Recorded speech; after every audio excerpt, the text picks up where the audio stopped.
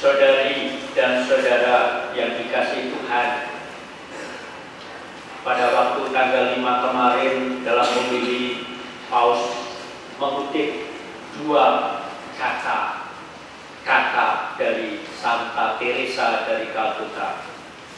Yang pertama mengatakan, kalau kamu tidak punya apa-apa, berikanlah ketiadaan itu. Kalau merasa tidak punya apa-apa, berikanlah ketiadaan itu.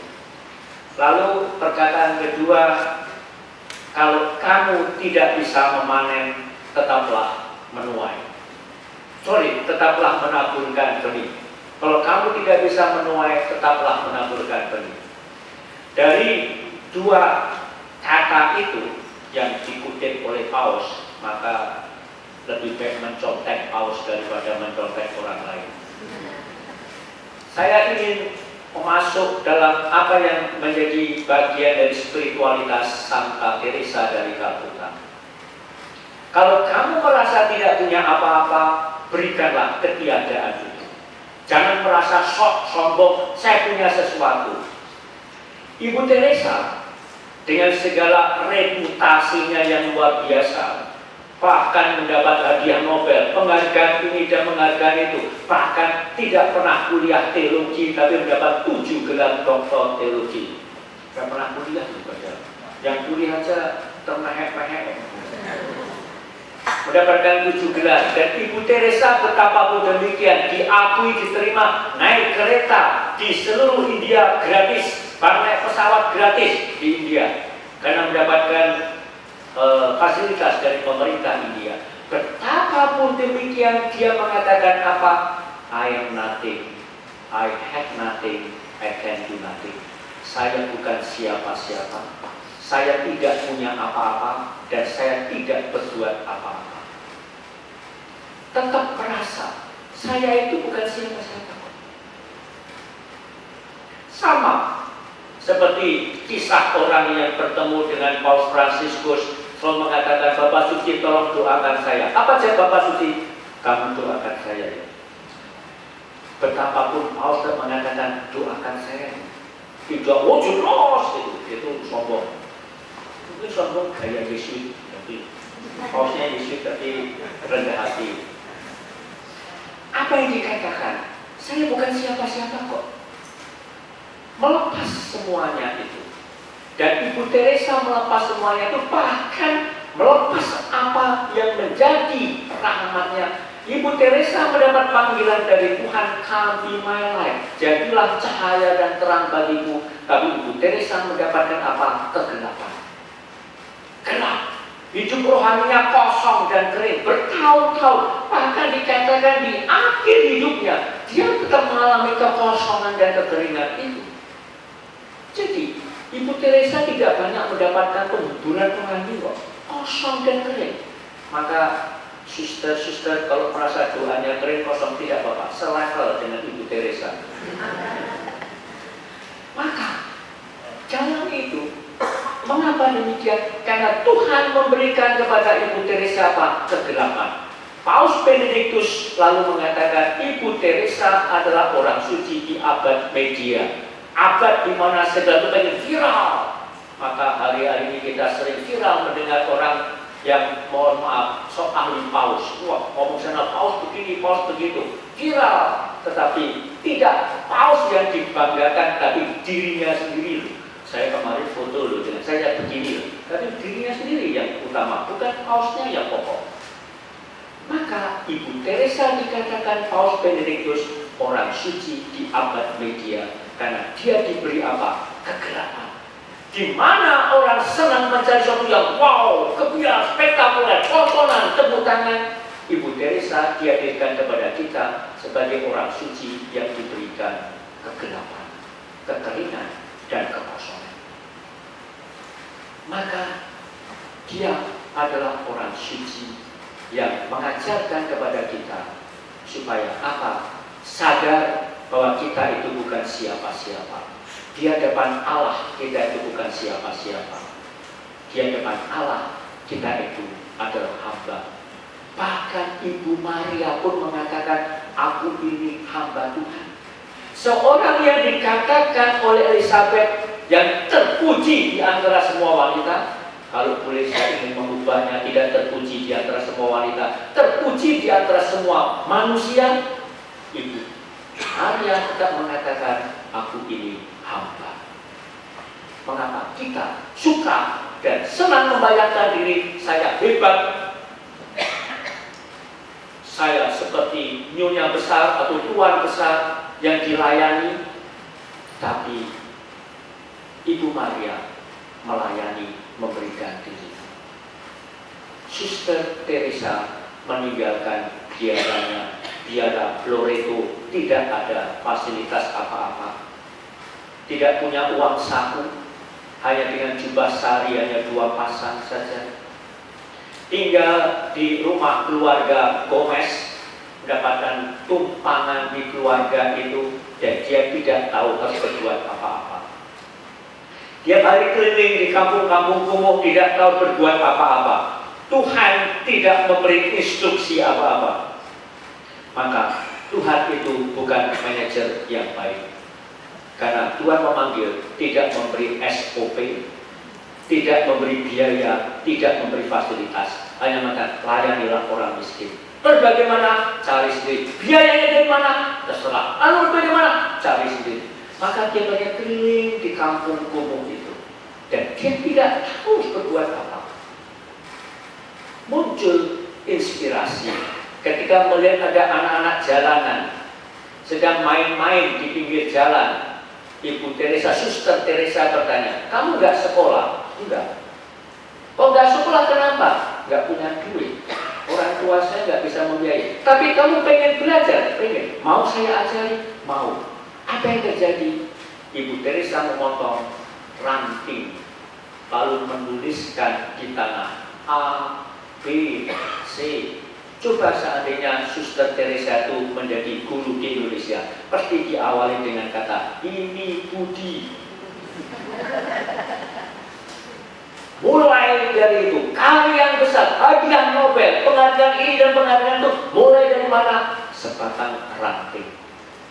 Dan mulai dari situ, dia mengajar. Lalu orang-orang kampung itu mereka terkesan, lalu mencarikan papan. Dari papan kayu-kayu bekas dijadikanlah papan tulis. Lalu dicarikan rumah kosong. Mulai dari situ, sesuatu yang besar mulai dari sesuatu yang ketiadaan, kekecilan, dan juga kesempitan. Memakai kata-kata Paus Fransiskus, saya suka memakai ungkapan keberanian kreatif. Apa itu keberanian kreatif? Keberanian menerima keterbatasan, beranian menerima ketidaksempurnaan, keberanian menerima ketiadaan, dan dari situ muncul kreativitas untuk berbuat sesuatu. Dan Paus bicara tentang itu ketika menyebut teladan Santo Yosef dan Ibu Maria, menerima keterbatasan dan tidak marah, menyerah, komplain, lalu berbuat sesuatu. Beda dengan saya, sukanya komplain, sukanya marah. Maka penulis Mazmur ratapan. Tapi orang beriman menerima keterbatasan dan membuat sesuatu yang diistilahkan oleh Paus Fransiskus keberanian kreatif. Dan itulah yang bisa kita lihat dari teladan Santa Teresa dari Kalkuta. Mulai dari ketiadaan. Kalau kamu merasa tidak punya apa-apa, berikanlah ketiadaan itu, kekosongan itu. Dan Ibu Teresa memberikan kekosongan itu, ketiadaan itu. Bahkan mengajarkan kepada kita supaya kita terkosong. Kalau kita kosong, Tuhan akan mengisi. Tetapi kita suka untuk memenuhi diri kita dengan banyak hal, akibatnya kita tidak kosong. Dan kita tidak mewartakan Tuhan, karena yang kita wartakan adalah diri kita sendiri. Berani menjadi kosong, berani menjadi biasa, bahkan berani merasa dan mengakui saya bukan siapa-siapa. I am nothing, I have nothing, I can do nothing. Saya bukan siapa-siapa. Saya tidak punya apa-apa dan saya tidak berbuat apa-apa. Itulah Santa Teresa dari Calcutta yang kita peringati hari ini. Sorry, tanggal 5 kemarin, tapi kita rayakan Eucharistia kali ini. Kalau kamu merasa tidak punya apa-apa, berikanlah ketiadaan itu. Ini ungkapan Santa Teresa dari Calcutta yang dikutip oleh Paus Fransiskus. Kutipan yang kedua, kalau kamu tidak menuai, tetaplah menangguhkan diri. Seringkali kita membanggakan apa yang pernah kita hasilkan. Saya dulu begini, saya dulu ada sekian orang saya baptis, ada sekian orang saya berkati perkawinan, saya begini dan saya begitu dan sebagainya. Kebanggaan itulah yang kita pamerkan. Prestasi. Seakan-akan kita menuai hasilnya. Tetapi kita diajak bertanya, betulkah kita yang melakukan itu? Paulus mengatakan, Apolos yang menanam, Paulus yang menyiram, tapi Tuhan yang bekerja. Tidak penting Paulus, tapi yang penting Tuhan. Akhirnya kita diajak untuk melihat siapa yang sebenarnya bekerja. Saya bukan, tetapi siapa? Tuhan yang bekerja. Dan kita ini hanyalah abdi, hanyalah pekerja. Maka Ibu Teresa mengatakan bahwa saya hanyalah setetes air di lautan. Hanya setetes air di lautan. Dengan prestasi, dengan penghargaan ini dan penghargaan itu, nama besar. Bahkan pernah pidato di sidang umum PBB, disambut di mana-mana, bicara buat kuliah umum di Harvard University. Apapun demikian, tetap mengatakan saya hanyalah setetes air di lautan. Tetapi kalau saya tidak meneteskan itu, lautan tetap kurang satu tetes. Betapapun hanya satu tetes, tetap lakukan.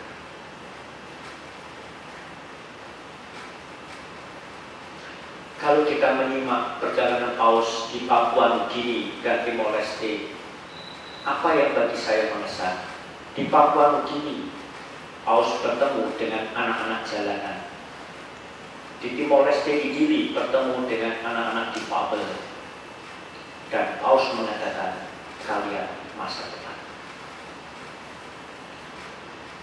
Yang ada di pinggiran, demikian kata Paus di Gili kemarin dalam Ekaristi, yang ada di pinggiran, yang kita anggap pinggiran, yang kita anggap tersingkir, yang miskin, yang marginal, tetapi bagi Yesus mereka itu ada di jantung hati Injil.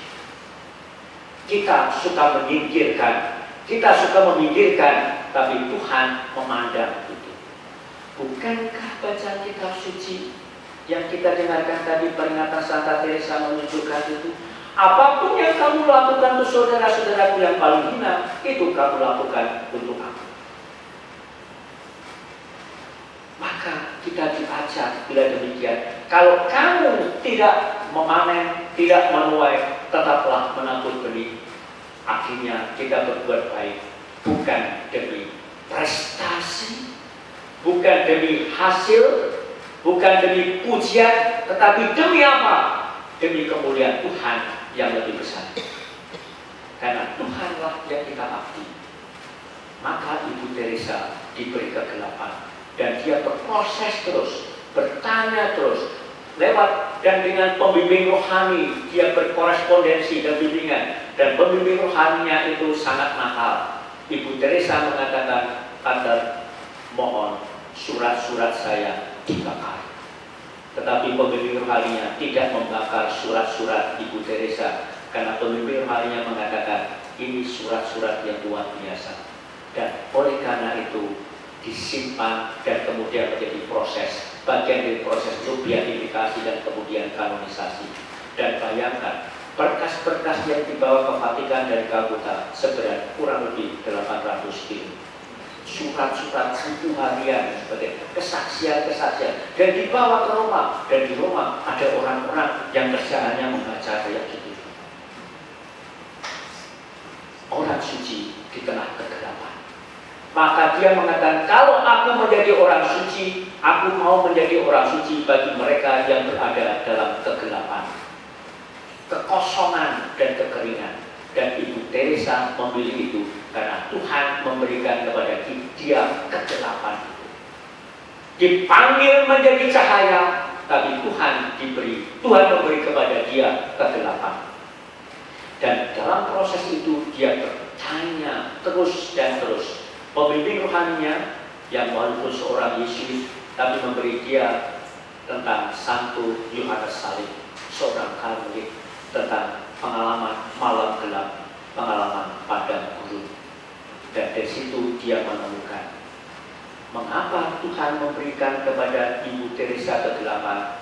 Karena Tuhan memanggil dia menjadi terang dan membawa terang. Dan supaya dia dapat sungguh membawa terang, maka dia harus tahu apa artinya kegelapan dan bagaimana pengalaman kegelapan itu.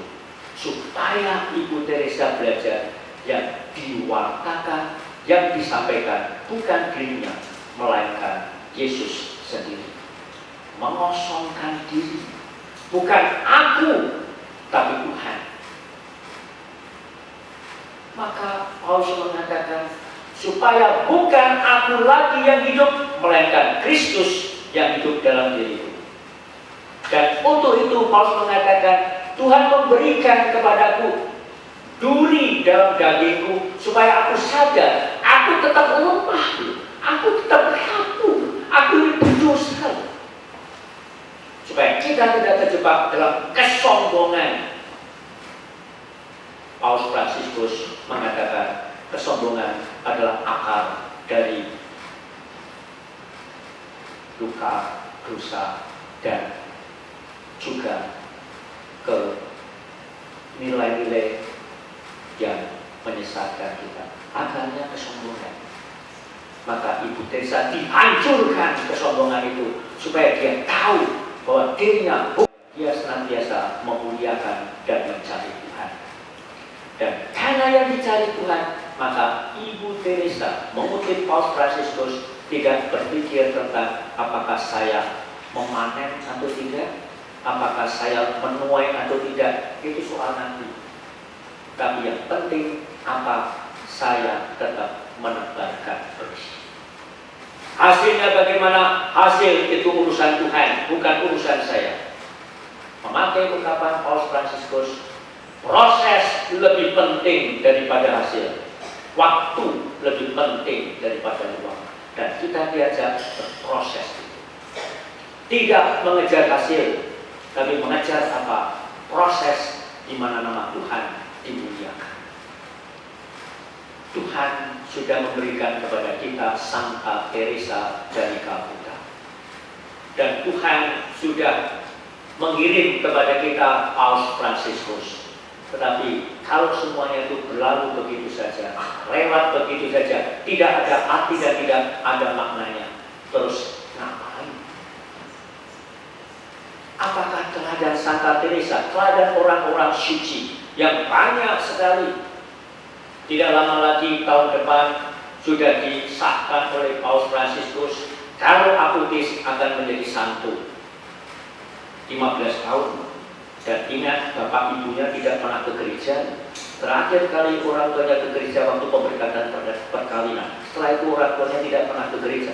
Dari itu saja muncul dari punya anak orang suci. Bayangkan bapak dan ibu yang ada di sini rajin ke gereja.